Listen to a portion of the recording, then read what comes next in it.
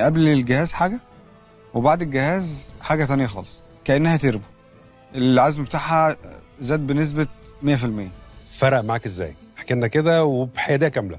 العربية اللي كان السحب بتاعها قليل عشان علبة البيئة كانت مسدودة، فأنا جيت أركب الجهاز على أساس إن هو بس ينظف لي علبة البيئة.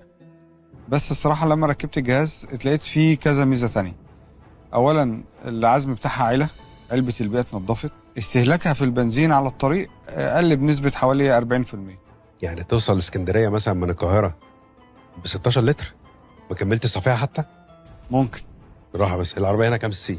1600. بقالنا قد ايه قلت لي؟ 3 شهور. 3 شهور والنتيجة مرضية جدا جدا لحضرتك. جدا جدا. حضرتك يعني قبل الجهاز حاجة وبعد الجهاز حاجة تانية خالص، كأنها تربو. العزم بتاعها زاد بنسبة 100%. طيب تنصح الناس ان هم يركبوها؟ طبعا. أول حاجة هو هيحافظ لك على عمر الموتور.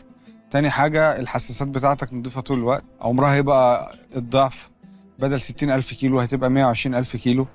هتوفر في البنزين، لو انت بتسافر كتير هتتبسط قوي من الجهاز.